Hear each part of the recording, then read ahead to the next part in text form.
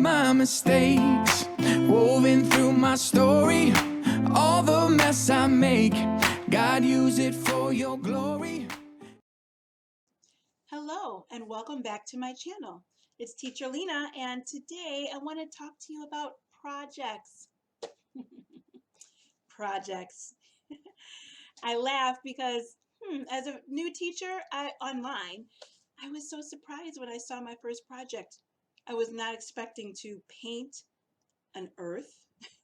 I mean, literally, I opened up my classroom, on the computer, and I saw you need green paint, blue paint, a paper plate, and some other, scissors, and they wanted me to paint an earth. I was searching all in my notes and everything about my company to see, really, do they really want me to paint? I was I missed that. I didn't remember anyone talking about a project that I had to paint. So I had to go out, make sure I had my painting supplies and my paintbrush, and be ready and to make this wonderful earth. And then when I actually showed up in my class at 2 o'clock in the morning, nobody showed up. It's kind of funny, but at the same time, it was a big learning experience for me because it let me know, yes, I do have to have my supplies for a project class. And that was one thing I emailed my mentor about. It's like, do I really have to do this class? And she emailed back and said, oh yeah, it'll be fine. I have many projects. You can do the project and it's fine. Okay, so I got my materials and nobody showed, and it was just funny. And after that, I realized that half of my students don't really show for projects. So that's just another side note. Projects can be fun and they can be interesting for many students, but some students just aren't interested in doing projects. And, usually those are the older ones. So I have experience at like 50% of my classes just don't, or students don't show up for the project classes. And that's fine. But anyhow, some things that I've learned about projects along the way, I just wanted to share with you to make it a little bit easier. So you can know, like, do I really need to get that paint, to make this project with this student? Do I really have to get that tin can to make a drum? A drum. So be ready. And there are different ways that you can be creative with your projects. One thing I really like to have is a clipboard, because a clipboard allows me to hold up my paper and show my student exactly what I'm doing as if I was in the classroom, which I am in a classroom. And it makes it easier for me to write with a marker or a crayon, and it's not a whiteboard. So I need to have a firm surface so I can write on it. And today I made a farm. So that's why I was thinking about making this video, because I had to make a farm. So I was able to show the student with my black marker just what to do with my farm. I drew a black line and then all the way down.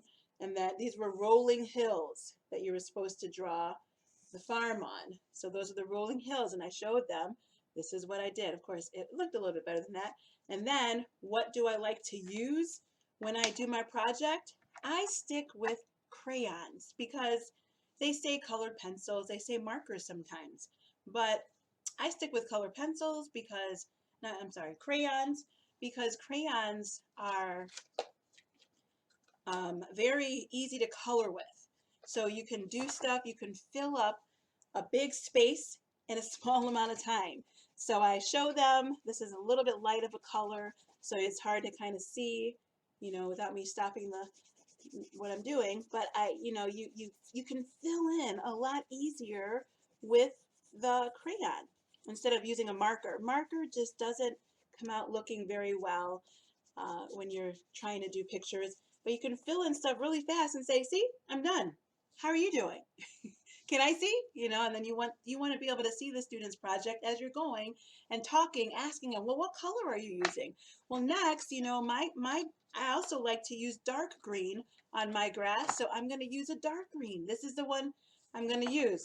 And they'll say, that's not green, that's blue. And I'll say, okay, so I'll get my green crayon out. Yes, here's my green crayon. And I will go ahead and I will fill in with the green crayon.